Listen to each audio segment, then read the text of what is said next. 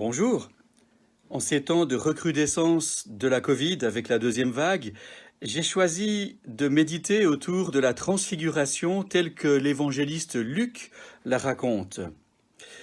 Luc est le seul évangéliste qui donne au récit de la transfiguration une couleur de Gethsémanée, une odeur de la passion. De cela, il y a 3 indices, et j'aime bien les indices. Je vais vous les livrer. C'est le seul évangile qui précise les choses de cette manière. Premièrement, en disant que Jésus monte sur la montagne pour prier. Et c'est alors qu'il prie que l'aspect de son visage change. En deuxième lieu, l'évangile de Luc précise encore de quoi Jésus, Moïse et Élie s'entretiennent avec lui.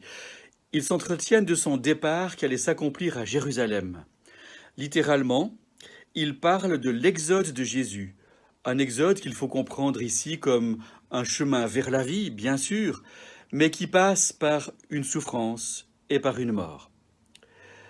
Enfin, et c'est le troisième indice, Luc précise que les disciples choisis pour l'accompagner sont écrasés de sommeil. Là encore, on est comme à Gethsémanée. Les indices sont donc importants, puisqu'ils font de ce récit de la transfiguration non seulement une annonce lumineuse de Pâques, mais aussi, et peut-être même d'abord, une annonce de Vendredi Saint et du chemin qui peut être un chemin de souffrance. Un exode, oui, mais avec son lot d'épreuves. Le virus de la mort est bien là, dans cette histoire pourtant si lumineuse. Mais c'est déjà comme si la mort était en quelque sorte transfigurée.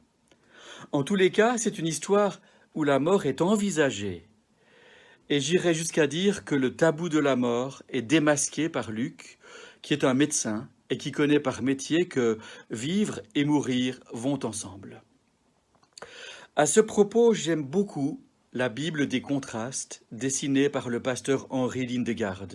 Regardez plutôt comment, avec du noir, du blanc et même du gris, il représente les choses et même la transfiguration de Jésus.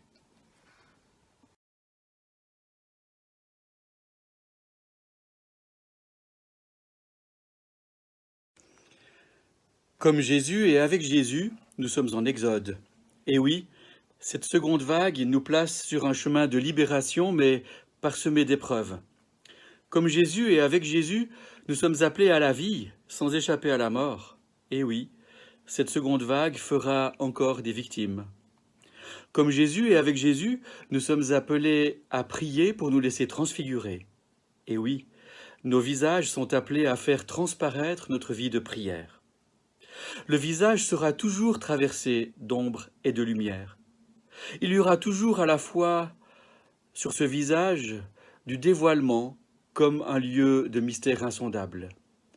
Un visage ne se laissera jamais dévisager, ni celui de Dieu, ni celui du Christ, ni celui du prochain, ni le mien. En revanche, l'apôtre Paul nous pousse à vivre de manière encore plus exposée. C'est le visage de chaque croyante et de chaque croyant qui est capable de refléter la lumière de Dieu, ou un peu de cette lumière. Nous qui, le visage dévoilé, reflétons la gloire du Seigneur, nous sommes transfigurés en cette même image, avec une gloire toujours plus grande par le Seigneur qui est Esprit. Ici, plus de laïcs, de ministres, plus de professionnels, de bénévoles, tous et toutes sont visés par cette lumière. Transfigurés, nous le sommes malgré nos masques, et même avec nos masques. Transfigurés, nous le sommes quand nous nous exposons à Jésus le Christ, lumière intérieure, qui devient une lumière extérieure.